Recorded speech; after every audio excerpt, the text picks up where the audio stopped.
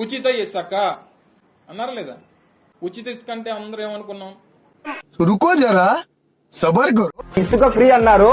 ఇప్పుడు మీరు ఇసుక సంచుల్లో కాకపోతే సొక్కాల్లో కూడా వేసుకొని పోవచ్చు ఫ్రీగానే. కాకపోతే తవ్వి తోడడానికి మాత్రం ఎక్స్ట్రా డబ్బులు అవుతుంది. అది ఊరికినే చేయరు కదా 12 కూలీలు. అయిందా? బాగైందా? ప్రతిదానికి ఓవర్ ఎక్స్ప్రెషన్. మనం సొక్కాలు జోబులు కూడా వేసుకొని పోవచ్చు ఫ్రీగా, బ్రహ్మాండంగా తీసుకోవచ్చు. మీరు తవ్వుకొని తీసుకోవాలి మీ చేతులతో, కాబట్టి ఫ్రీ. తవ్వి తోడడానికి మాత్రం డబ్బులు అవుతుంది. అది కథ. కరెక్ట్ మనిషి దొరికావయ్యా. ఇదంతా కలిపి టన్నుకు 1400 రూపాయలంట. అంటే 1394. అటు చూడు. టన్ను 1300 కాదు, ట్రాక్టర్ ఇసుక 1300. వేసేసాడు, బాగా వేసేసాడు. ఓహో, ఇప్పుడు అలా కూడా రాస్తున్నారు అన్నమాట.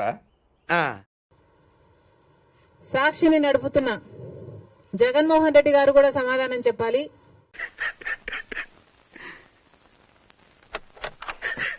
అమ్మఒడి పథకం కింద మేము ప్రతి బిడ్డకు 15,000 ఇస్తాము అని ఆ రోజు వాగ్దానం చేశారు. తర్వాత ముఖ్యమంత్రి అయ్యారు జగన్మోహన్ రెడ్డి గారు, ప్రతి బిడ్డకు 15,000 ఇవ్వలేదు. ఒక్క బిడ్డకు మాత్రమే, అంటే ప్రతి తల్లికి 15,000 అన్నట్టుగానే జగన్మోహన్ రెడ్డి గారు కూడా వ్యవహరించారు. అంటే అది మరి జగన్మోహన్ రెడ్డి గారికి ఆ వాగ్దానం గుర్తులేదేమో ఈ రోజు చంద్రబాబు గారి గురించి రాస్తున్నారు. శత్రువులు ఎక్కడో ఉండర్రా, చెల్లెళ్ళు కూతుళ్ళు రూపంలో మారువేషాలు వేసుకుని మన కొంపలోనే తిరుగు.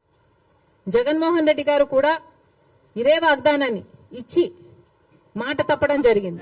ఏం మాట్లాడతాడు నువ్వు? ఏం మాట్లాడతాడు నువ్వు? You respect and take respect. ఇప్పుడు షర్మిల గారు ఎక్కడున్నారు? ఏ పార్టీలో ఉన్నారు? సొంత పార్టీయా? కాంగ్రెస్ పార్టీ. కాంగ్రెస్ ఏంటిది? నేనున్నాను రా. ఏంటిది చిన్నపిల్లల ఏడుస్తా? కాంగ్రెస్ పార్టీ తెలుగుదేశానికి వ్యతిరేకమా అనుకూలమా? వ్యతిరేకమే కదా. అంటే అంటే కాంగ్రెస్ పార్టీ అనే పార్టీ వైఎస్ఆర్ కాంగ్రెస్ పార్టీకి, తెలుగుదేశం పార్టీకి, జనసేన పార్టీకి, భారతీయ జనతా పార్టీకి వీడు మారడు, బుద్ధి లేని సన్నాసి.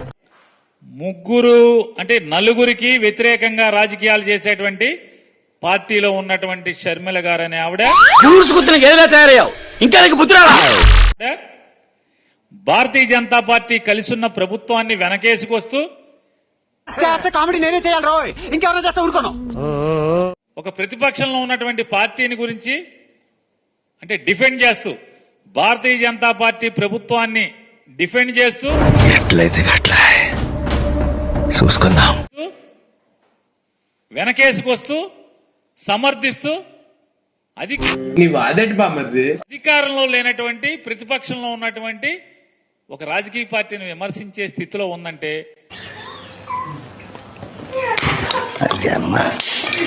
మనిషి ఆవిడ ఎవరి కోసం, ఎందుకోసం రాజకీయాలు చేస్తుంది? భారతీయ జనతా పార్టీ ఎవడు తగ్గటంలా, ఎవడు కూడా యాక్టింగ్ ఇరగదీసేస్తున్నాడు, ప్రైజ్ మని కొట్టారు. అలాగే తెలుగుదేశం పార్టీ ఈ ఇద్దరి కోసమే రాజకీయాలు చేస్తుంది, వాళ్ళిద్దరిని సమర్థించడం కోసమే అనేది. ఎందుకంటే వైఎస్ఆర్ కాంగ్రెస్ పార్టీ మీరు మోసం చేశారా అని మేము మాట్లాడితే మాకు సమాధానం చెప్పాల్సింది ఎవరు?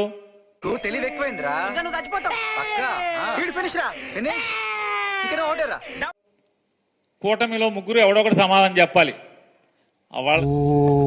అరుస్తున్నాడు భయ్యుడు, నీకు బాగా మదం ఎక్కిందిరా గోవర్ధన. వాళ్ళ కూటమి ఎవరు సమాధానం చెప్పకుండా కాంగ్రెస్ పార్టీ మాకు సమాధానం చెప్తుందంటే చూస్తున్నా, అన్ని అబ్జర్వ్ చేస్తున్నా.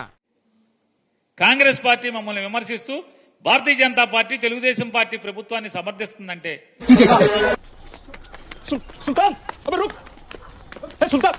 చూడటం కాదండి, మీరు చెయ్యాలంతే.